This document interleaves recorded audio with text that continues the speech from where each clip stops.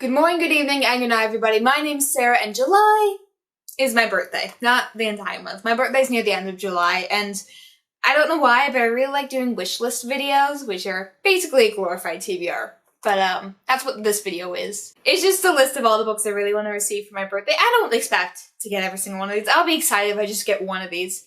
But I really want at least one of these. So yeah, not that subtle of what exactly this video is. So with that all being said, let's dive on in. So I'm splitting this video up into two separate sections. The first one is a group of books I have listened to on audiobook but I don't have a physical copy of. I really want a physical copy of because I love these books so much. I just want to like hold them and flip through them whenever I'm bored. And then another set is basically just a list of books I haven't read yet, and I don't have access to them on an audiobook through my library, but I really want these books anyways because, like, I want to read them. So yes, glorified TBR, glorified I really want to buy list. But yeah, it's my birthday, so I get to make at least one of these. So let's start off with the ones I technically have read because, you know, I can talk about them. The first of which being Every Tool's a Hammer, Life is What You Make by Adam Savage. This is basically Adam Savage's not so much a memoir, but his advice book. Adam Savage was the best Mythbuster in my opinion, and now he's gone off to do a whole bunch of other projects, one of which being a book. It's like, hey, life is a hammer because a hammer is any other tool. Like, every tool is a hammer as long as you don't use it correctly. That is the idea behind his book. Take what you have and learn to use it in a different way. Sure, you have all these very specialized tools, but in the end of the day, blunt force is blunt force. I'm sure you can use it as a hammer. So that is a lot of what this book is. It is his story growing up from childhood to Mythbusters. It is a story of what he has learned throughout his adult life and what he has learned throughout his career. And also it has a lot of like his little personal stories, my favorite, which being his time as cosplaying, because I am a cosplayer, and that's like, any book that even references it, it's amazing in my mind. But yes, I really want this because Adam Savage is like one of my favorite heroes out there in the world, and yeah, I really like this book, and so I really want a physical copy of it because audiobooks are like, it takes like 4 months to get this audiobook off of hold, and I love it. I can't wait 4 months in between every time I want to read this. Next book I have to talk about is This Is How You Lose the Time War. This is one of my favorite books I've read so far this year. I do not have a physical copy of it because I got an audiobook from my library. That is the story for most of these. This Is How You Lose the Time War is an adorable, very short romance. Like, the audiobook is 2 hours long, maybe 3 hours, depending on how fast you read it. But it is a story about two characters on separate sides of the time war as they go all throughout time. You get to see them in ancient Rome and ancient America. It's all throughout time as these two characters battle each other out to try and get their future. And along the way, they start leaving each other messages, and they're like, oh, we might have fallen in love for each other. It's a gay romance, it's adorable, it's amazing. You don't really focus too much on the time war outside of the time travel. It's really all about these characters' relationships. The writing in this is very flowery, which I normally hate because I can't read flowery books that well, but this one is just, it's done so well, and it really shows the characters' relationships and the growth and what they would do for each other in such a short amount of time, and I really love it. It's one of my favorite books this year, and I don't have a physical copy to just like,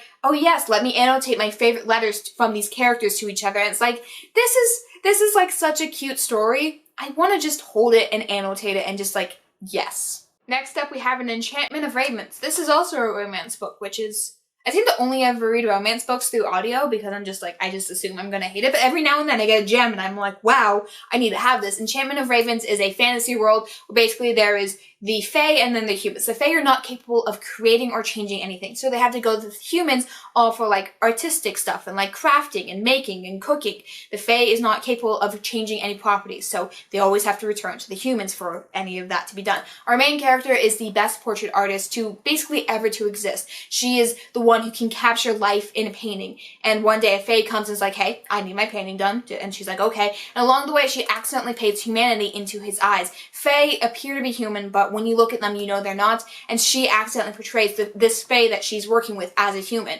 And there's also a relationship that goes on. It's like, oh, whoops, I might have fallen in love with you. Oh, well. And that's a huge taboo. Fae cannot have a relationship with humans. That's like illegal in this world or whatever. So it's that relationship. And we also have a very unique view of a portrait artist. Like, you don't often see that in books, like the way that an artist thinks, and I think that's amazing the way this was actually portrayed. You get to see a relationship, you get to see the character development, you get to see the world through an artist's eyes. That's amazing. I love it. This is probably on the lower list of like things I really want to hold because I definitely wouldn't annotate this book, but it's nice. Like, look at the cover. It's amazing. So yeah, I really do want this book because I just really like it. And the last of the books I've technically already read but I don't own a copy, is The Seven Husbands of Evelyn Hugo.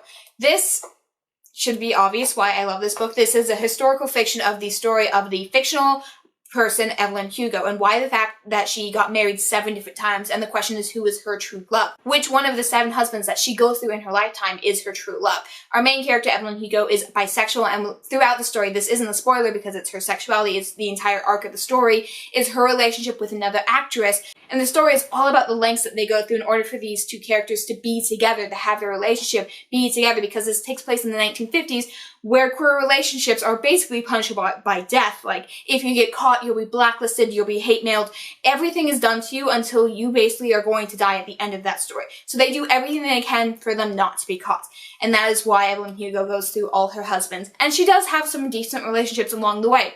But it's her story with her true love and what she goes through to hide it. You totally forget while reading this that Evelyn Hugo isn't a real person. She feels so real. This world is amazing. Like, it's set up like an interview story. Like, you get to see the past and the present. Evelyn Hugo, as an adult, is talking to this journalist, and she's like, yes, it is finally my time to tell my life story. You're going to be the one to tell it because it's a very complicated and gray story, and you're the only one I trust to tell this story. So you get to see not only her past, but you also have a little mystery of why she chose this specific, like, journalist, because Evelyn Hugo has never told her life story before. So you get to see past, present, and also you get to see little hints of the future, and it's amazing, and I love it, and this book is heartbreaking and amazing, and I read this on audiobook throughout a road trip. The book after this I read by the same author, Daisy Jones and the Six. Like, as soon as I finished reading that, I immediately went out and bought a physical copy. I never bought a physical copy of this book, which is a shame because it's amazing. So yeah, I don't care which kind of, like, cover I get for this. I just really like it. Also, another fun fact about this book I never hear anyone talk about, Evelyn Hugo's Cuban. I don't know, I feel like this is a very important thing to bring up because you don't ever really read books with Cuban main characters, and especially one set in 1950s in Hollywood that's also bisexual, so yes, that's amazing. I totally forgot about this, but another book I really want to get a copy of is The Night Circus. This is sort of a urban fantasy story. There is a magical circus that travels around the world, and in this circus there's a competition being taken place between 2 magicians. They basically are fighting for their lives, and whoever wins gets to live and the other one dies. This has been a tradition that's been going on for generations of these magicians. The circus is just a new playing ground for this competition. It's great. It's amazing. I love anything to do with magical circus. It's just, I love it so much. So yes, I deeply adore this book. Add it to the list.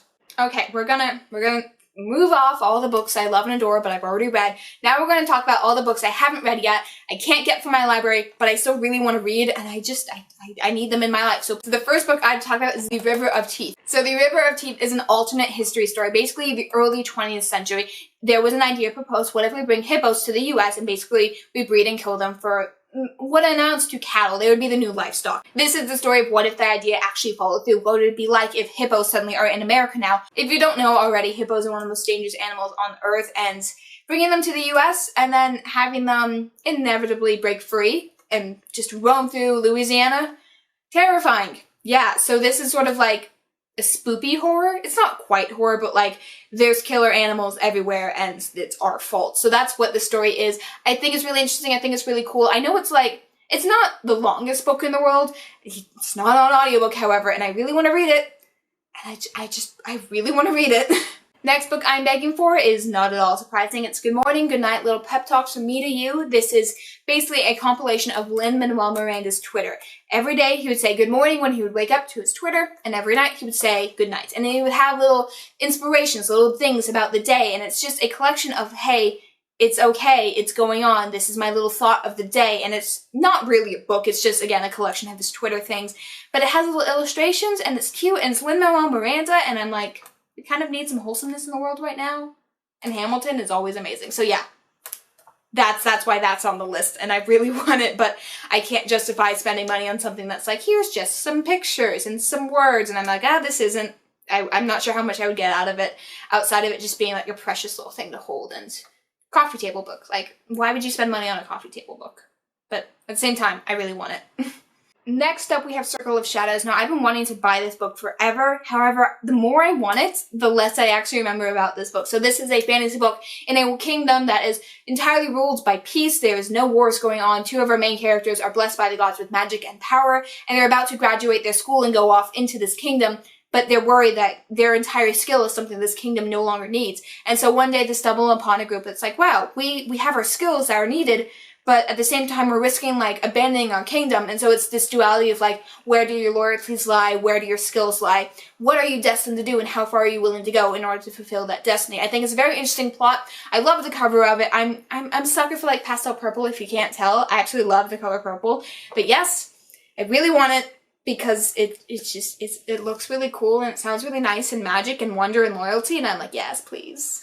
The next book is The Good Thieves. This is a story about 1920 Manhattan, where a group of kids have a loving grandfather until one day a business tycoon basically steals his grandfather's mansion. So these kids decide to go on a mission to break into this mansion that rightfully belongs to their grandfather and steal back what was rightfully theirs. Something inside the mansion that is meant to be for their grandfather, not just the house itself, but something very precious and personal to them. So this is an adorable middle grade story that is, I don't believe it's fantasy, but I definitely am interested in how they're going to justify like, oh yes, stealing is good. I want to know where exactly that comes from, because it talks about 1920s Manhattan, not everything is as it seems. So I want to know where exactly, like, what is the question here? Like, why are we doing this? Back to YA, we have the book Havenfall. So this is a story about a magical inn in the middle of the Colorado mountains where everything is peaceful. There's a peace treaty there, magic is safe there, no one can get hurt there until one day a dead body is found. Our main character, who is, I believe, the niece of the innkeeper, is the one who set out to like make things right, to make sure what is going on, who is breaking the treaty, and why is this happening.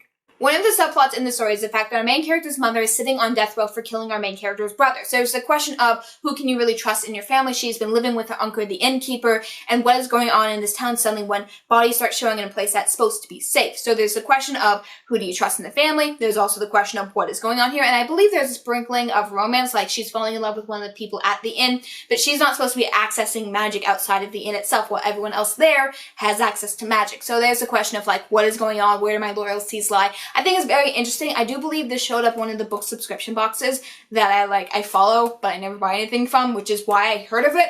I haven't bought it yet, but it sounds really cool, and I'm like, yes, please, like this is amazing. It's YA. It doesn't have an audiobook in my library though, so that's why I haven't picked it up yet. And finally, the last book I have to talk about is Gideon the Knight. This is a story about queer necromancers and swordswomen, and it just sounds so cool and awesome. And while I don't really know too much of what the story is outside of the romance between the swordswoman and the necromancer and, you know, the undead rising and the emperor of this area, like saying, hey, something's going down, we need your help. Like, that's kind of all I know of this book, but it sounds so cool and I've heard nothing but great things about it. Well, every now and then you have someone out there saying, oh, the writing style isn't good, but like, I think everyone has their own unique taste on writing styles, but I just really want to pick this up, and I think it would be great for like summer moving into fall, like the spoopy season and the transition seasons, and I think it's just, I really want it, and it's necromancers, and yeah. So yeah, those are all the books I'm pretty pleased I really want for my birthday. Like, I just need one of them, I just need one of them, I don't even care which one it is, I just want one of them. So yeah, this has been a very selfish video, but I don't care. My birthday, I'm allowed to be selfish. Thank you guys all so much for watching. If you like this video, know any of the books I'm talking about and just want me to push forward, like which one should I push, like do I really want, leave that down in the comment section down below, and while you're down there, don't forget to like and subscribe. And as always, good night, good evening, and good morning, everybody.